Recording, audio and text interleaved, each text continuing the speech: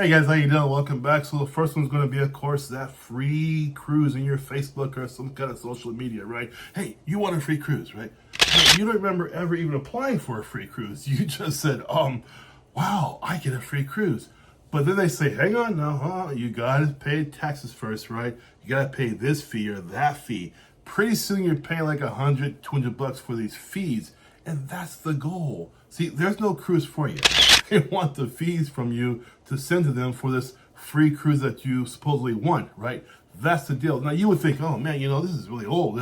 Who still falls for that? Well, 27 million bucks per year still fall for that. So just be aware of that, okay? That's the first biggie to look out for. Number two are your shore excursions not sponsored by the ship itself, right? Or the company itself. Now, not every offshore, not every third-party excursion is a scam, because we use some ourselves, from before that are not part of the, say, the Princess excursion, right? So, but you got to be careful. They might say, okay, we'll give you this roundabout trip for $20, right? But once you get on, there's other fees that are involved, or other fees that are entailed, right? They might say, okay, well, $10 for this and $5 for this or whatever, right? So you want to ask them up front, are there any other fees involved? Are you guys going to support this lunch, whatever? Sometimes they say, we'll feed you lunch, right? For like $15, right? Might be like a sandwich and a Coke. So ask about those kind of things, because you want to make sure you reduce that money as much as you can, because a lot of these things are built up on adding on stuff to you, adding on.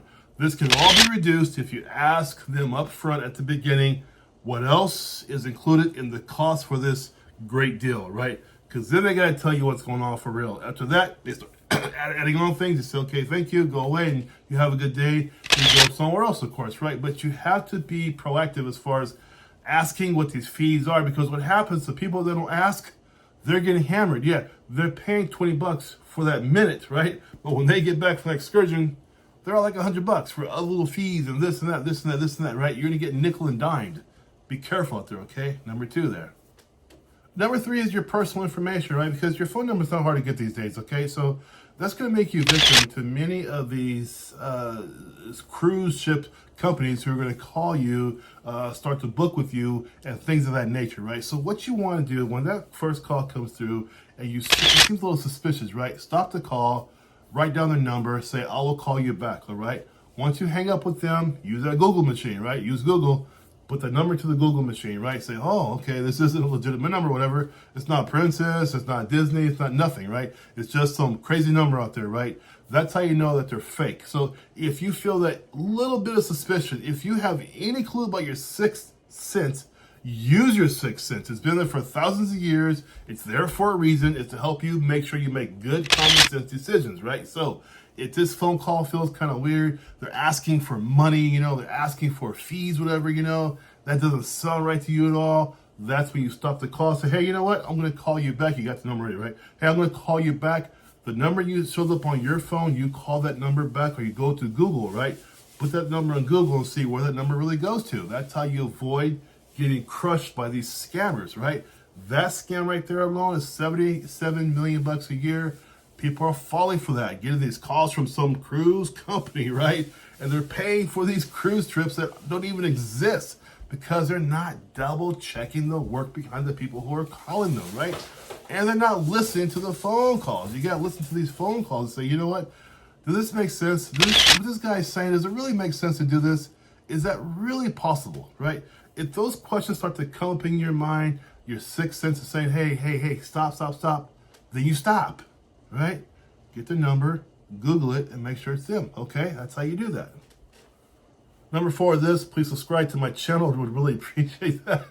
I'm a one-person show. I love doing cruise things. Anything cruising is fun for me to talk about, so please subscribe. I really appreciate that. So the last one here, it's not so much of a scam, but it's like that high, right? You're on the cruise ship, and so you go to the jewelry department there. They all have great jewelry places, right? But just be careful that, what you're buying on the ship isn't something you can get for cheaper off the ship, right? So don't get caught up in the high of buying things on the ship they can get for the same price or lower, right, off the ship, So this really happens, I see, with the jewelry department, the jewels and the diamonds and all, people get this high, they got to buy it on the ship, they got to buy it, they got to have it on the ship, but What they realize once they come down off their high, some weeks later, they're at home already. They go to a local Macy's store.